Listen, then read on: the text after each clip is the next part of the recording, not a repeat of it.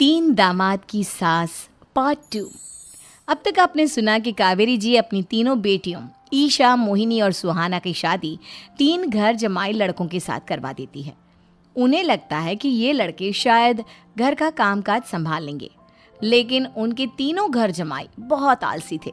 वो नौकरी भी नहीं करते थे और बाहर का काम भी नहीं। कावेरी जी ने अपनी बेटियों से कहा कि वो प्रेगनेंसी का बहाना बनाकर अपने पतियों को सबक सिखाए। अब सुनिए आगे। मम्मी, आपने जैसा कहा था हमने वैसा ही किया, लेकिन देखिए ना, विवेक का हाल तो वैसा का वैसा ही है। घर में ना सुबह का नाश्ता बनता है और ना खाना। नौकरी पर जाने की बात करूं तो खाने को दौड़ते हैं मुझे। हाँ मम्मी, मैंने भी सुमित को कितनी बार कहा कि अगर नौकरी नहीं करनी तो कोई छोटी सी दुकान ही खोल लो। घर का खर्चा कैसे चलेगा? देखो दोपहर के 12 बजने आए और जनाब अभी तक सो रहे हैं। हाँ मम्मी, ईशा और सुहाना ठीक कहती हैं। अविनाश का भी यही हाल है।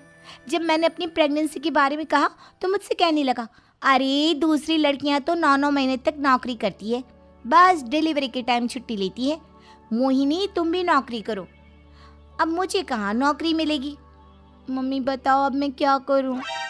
हे भगवान, क्या सोचकर घर जमाई दामाद लाई थी मैं कि मेरी बेटियां मेरे पास रहेंगी और खुश रहेंगी, लेकिन इन आलसी दामादों ने तो हमारी जिंदगी को भी प्रॉब्लम में डाल दिया है।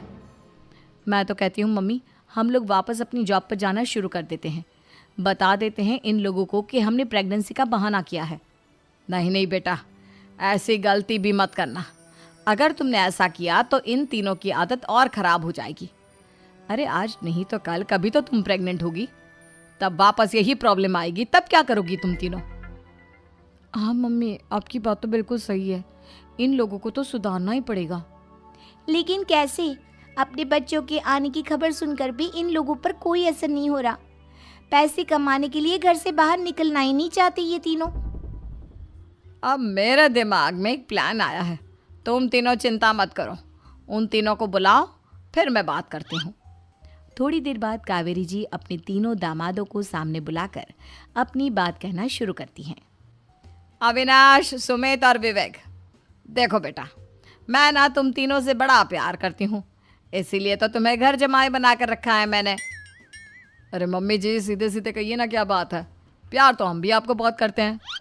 अरे मम्मी जी, आपकी इज्जत भी बहुत करते हैं।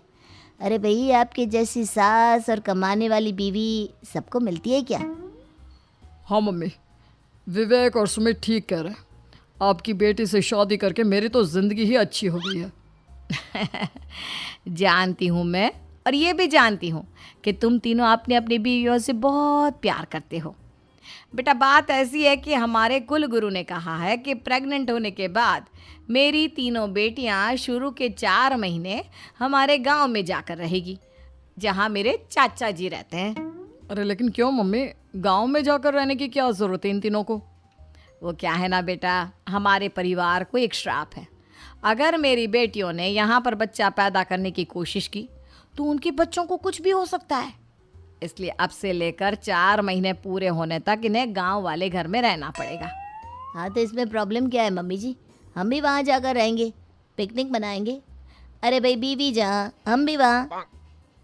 हाँ यार, आइडिया तो बहुत अच्छा है। शहर की ज़िंदगी में रह रहकर परेशान हो चुके हैं, अब कुछ दिन गांव में बिताएंगे। तुम लोग समझने की कोशिश क्यों नहीं करते? तुम में से कोई भी वहाँ नहीं जा सकता, और मैं यहाँ रहूँगी ना तुम तीनों के साथ। 4 महीने की तो बात है, उसके बाद ये तीनों ही लौट कर आ जाएंगी। ठीक है मम्मी जी, अब हमारे बच्चों का सवाल है तो ये तो करना ही पड़ेगा। कावेरी अपनी तीनों बेटियों को कुछ दिन के लिए घर से बाहर कहीं दूसरे शहर में रहने के लिए भेज देती है।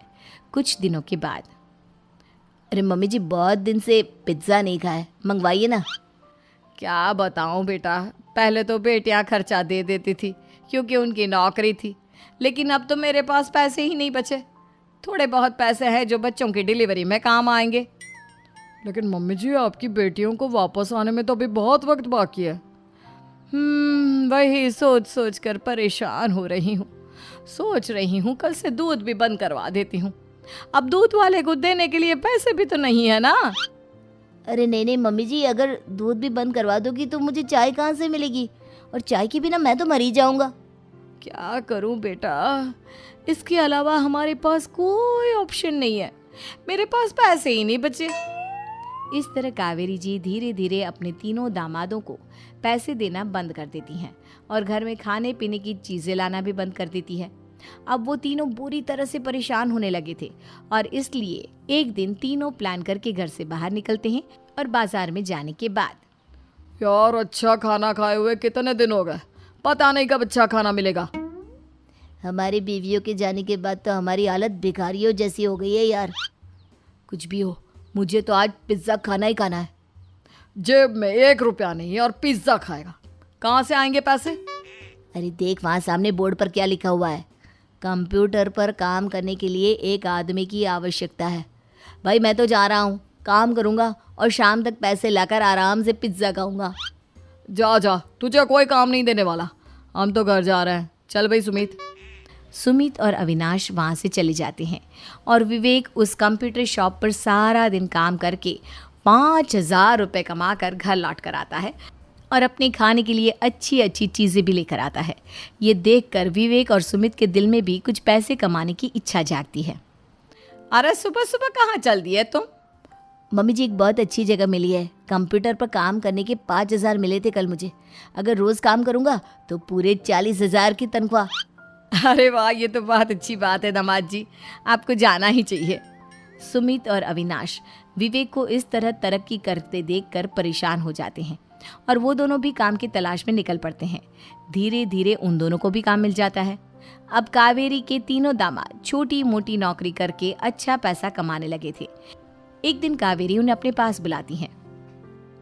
अरे वाह, विवेक 40,000 कमा लेता है, अविनाश 60,000 और सुमित तुम भी 40,000 के आसपास कमा ही लेते हो।